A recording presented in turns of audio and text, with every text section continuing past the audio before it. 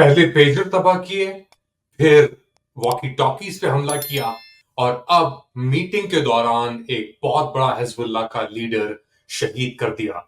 Late Ali show you के एक और एपिसोड में आप सबको खुशामदीद। Like, subscribe and share this content. बात शुरू करते हैं इजरायली स्ट्राइक लेबनान के अंदर, बेका वैली के अंदर, बेरूत के अंदर स्ट्राइक्स हुई हैं और तकरीबन 40 लोग के करीब जाँ भाग हो गए, जिसके अंदर से एक सीनियर हिजबुल्लाह का कमांडर, एक्चुअली कई हिजबुल्लाह के कमांडर इसके अंदर मौजूद थे। ये बेरूत के हिजबुल्लाह के जो सदर्न बेरूत का नेबरहुड है, जो स्ट्रॉन्ग होल्ड समझा जाता है हिजबुल्लाह का, उधर ये हमला हुआ और एक्चुअली 2-3 हमले हुए और सबसे जो टॉप कमांडर थे जो मारे गए हैं वो हैं इब्राहिम आकिल और दूसरे कमांडर है अहमद वाहबी। और बेसिकली इनमें से एक जो था वो 1980s के अंदर जो यूएस बेरूत बॉम्बिंग हुई थी यूएस सोल्जर्स के अगेंस्ट, अपेरेंटली उसके अंदर भी इन्वॉल्व थे ये। और इनके मरने के बाद इजरायली जो मिलिट्री चीफ स्पोक्सपर्सन है दानियाल हगारी, ये बड़े मशहूर हुए थे। वो पॉइंट करते हुए जब गए थे गाजा के अंदर, दिखा रहे थे ये देखो शेड्यूल है, वो कैलेंडर और डेट्स थी बेसिकली डॉक्टर्स की विजिट की। तो हगारी साहब बोले और उन्होंने कहा कि जी हमने इनको टारगेटेड अटैक्स के अंदर मार दिया है। अच्छा, अब ये आया है क्योंकि योआव गलान जो इजरायली डिफेंस मिनिस्टर, उन्होंने कहा था कि एक नया मरहला शुरू हो गया है। ये जो जंग है इजराइल की, गाजा से हटके नॉर्थ हिजबुल्लाह की तरफ जा रही है, मगर वो एक तरीके से हिजबुल्लाह बेबस लग रहा है क्योंकि उनके पास जवाब नहीं है। वो टेक्नोलॉजी के ऊपर रिलाई नहीं कर सकते। जंग के लिए आप कम्युनिकेशंस चाहिए, कम्युनिकेशंस जो है उनको पता नहीं, उनकी इन्फिल्ट्रेट हो चुकी हैं पूरी की पूरी। जो आप एक समझ लें कि उनकी सप्लाई चेन जो है हिजबुल्लाह की वो कॉम्प्रोमाइज्ड है। अब पहले तो वो पेजर्स के ऊपर कर रहे थे, फिर वॉकी टॉकीज भी। अब जापान पीछे पड़ गया, जो मैंने पहले जिक्र किया था। अब उन्होंने कहा कि चलो हम खुद ही मिल लेते हैं क्योंकि अब टेक्नोलॉजी तो इजराइल के पूरे कब्जे के अंदर एक तरीके से लग रहा है। तो जब वो मिले हैं ये लीडर, तो इजराइल ने उनको फॉलो कर रहे थे और उन पे हमला कर दिया। अच्छा, उस पर हमला हुआ, उसके बाद हिजबुल्लाह ने कोई 150 के करीब रॉकेट मारे इजराइल के नॉर्दर्न रीजन के अंदर और इजराइल कहता है उसके अंदर से तकरीबन आधे रॉकेट जो हैं उन्होंने वो काउंटर किए हैंगे, बाकी जो है वो गिरे भी हैं।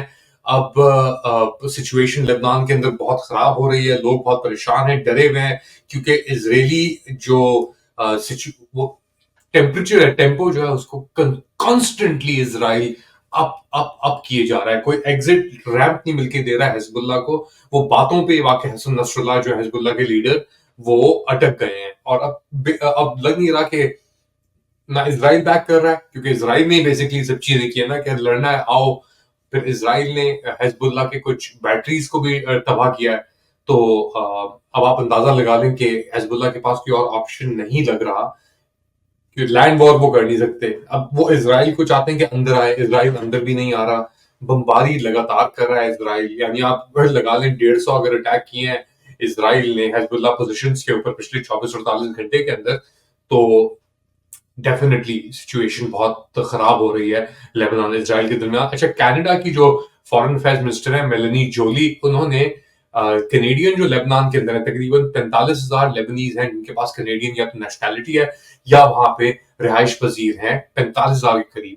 तो मेलेनी जोली कह रही है उनसे कि जो कनेडियन है वो फॉरन से अशतर जितनी जल्दी हो सके वो निकले लेबनान से, क्योंकि वहां पे कंसर्न जो हैं कनेडियन फॉरेन मिनिस्ट्री की वो इंक्रीज हो गई हैं। तो वो कह रही है not standing any form of tactics और different strategy, at the end of the day we need this war to end. हम ये चाहते हैं कि ये जंग जल्द से जल्द खत्म हो, मगर अगर अब खत्म नहीं हो रही तो 45,000 जो कनेडियन हैं इस वक्त लेबनान के अंदर, उनसे कहा जा रहा है कि फौरन निकलें। अच्छा, ये जो हम जिक्र कर रहे थे इजरायली एयर स्ट्राइक का, ये भी कहा जा रहा है कि सबसे डेडलीस्ट स्ट्राइक्स थी इजराइल की लेबनान के अंदर हिजबुल्लाह के खिलाफ तकरीबन 20 साल के अंदर। क्योंकि आप याद रखें 2006 की जो जंग हुई थी इजराइल लेबनान की हिजबुल्लाह की, उसके अंदर इजरायली फोर्सेस अंदर घुसे थे और जंग बेसिकली एक तरीके से हार गए थे, उनको निकलना पड़ा था। तो उसके बाद जो बमबारी हो रही थी, उसके बाद ये जो बमबारी है ये सबसे इंटेंस चल रही है फिलहाल। तो डेफिनेटली बहुत खतरनाक सिचुएशन डेवलप हो रही है लेबनान के अंदर। इजराइल किसी भी वक्त, अब उसके पास एक तरीके से एक अमेरिका ने तो अपने हाथ उठा लिए हैं अभी बाइडेन की मीटिंग हुई है कि हमारी कोशिशें जारी हैं, मगर लग नहीं रहा कि हम सीज फायर अचीव कर पाएंगे। तो अमेरिका ने हाथ उठा लिए हैं, नेतन्याहू साहब के ऊपर अब कोई चेक और बैलेंसेस नहीं है। इजरायली सोसाइटी के अंदर प्रोटेस्ट यानी हर हफ्ते मैसिव प्रोटेस्ट हो रहे हैं, मगर नेतन्याहू साहब अभी तक अटके हुए हैं। उनके अंदर कोई अपना नहीं, उनको लग नहीं रहा कि वो पीछे हटने वाले हैं इस पूरी कार्रवाई से।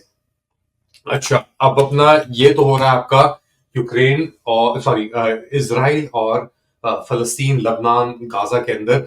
यूक्रेन के ऊपर अगर निगाह मारी जाए तो वहां पे यूक्रेनियन फोर्सेस ने बहुत मेजर रशियन आर्म्स डिपो, दो मेजर आर्म डिपो ड्रोन्स के जरिए उनके ऊपर हमला किया है। और एक, अगर आपको ये जो पिक्चर्स लबनान से नजर आ रही थी, वो अगर आप समझ रहे हैं कि कयामत की निशानी है, तो ये जो हमले हुए हैं, ये जो एक्सप्लोजन हुई है, ये इतनी मैसिव थी कि इसकी एक अर्थक्वेक भी इन दोनों एक्सप्लोजन्स की महसूस हुई। ये ड्रोन अटैक किए हैं यूक्रेन ने बेसिकली, और रशियन जो डिपो है जहां पे वो अपने वेपन्स, एम्यूनिशन, आर्म्स रखते हैं, उधर बेसिकली टनों के हिसाब से वहां पे इन्होंने तबाह किए। अपेरेंटली ये भी कहा जा रहा है कि नॉर्थ कोरिया से जो मिसाइल खरीदे थे रशिया ने, ये भी उधर थे।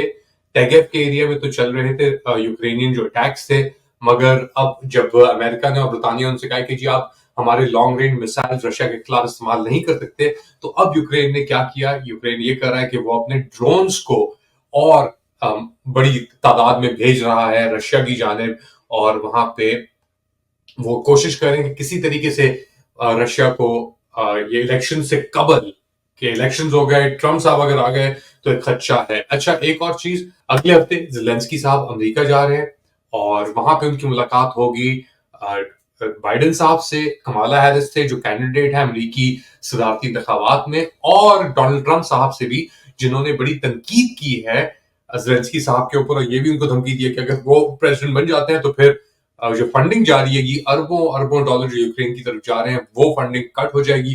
तो इसको मद्देनजर रखते हुए अब ज़ेलेंस्की साहब एक और टूर मार रहे हैं, और वो दिखाएंगे वहां पे जाके कि देखें हमने क्या किया रशियंस के साथ, हमने इतने सारे हमले किए, हम कितने मजबूत हैं, हम प्रोग्रेस कर रहे हैं। और जो रशिया बेसिकली प्रोग्रेस कर रहा है नीचे से, उसके ऊपर कोई जिक्र नहीं है, उसका कोई जिक्र नहीं है, मगर ये कहेंगे कि दिखाएंगे देखें हमने ये आर्म्स डिपो के रशियन जो थे उनके ऊपर भी हमला किया, हमने आपने हमें रिस्ट्रेन किया, मगर हमने क्राइमिया के अंदर भी हमले किए। तो हम कोशिश कर रहे हैं और हम सीरियस हैं ये जंग जीतने के अंदर, मगर अमेरिका के अंदर भी पैसों के मसले चढ़े हुए हैं। बाइडेन साहब तो जा रहे हैं, कमाला हैरिस अगर आ भी जाती हैं तो क्या वो यही रवैया रखेंगी या नहीं रखेंगी, हमें नहीं पता। खैर, इस इशू को फॉलो करते रहेंगे हम क्लोजली। फिलहाल इतना ही। Do like, subscribe and share this content. अगली बार तक अल्लाह हाफिज।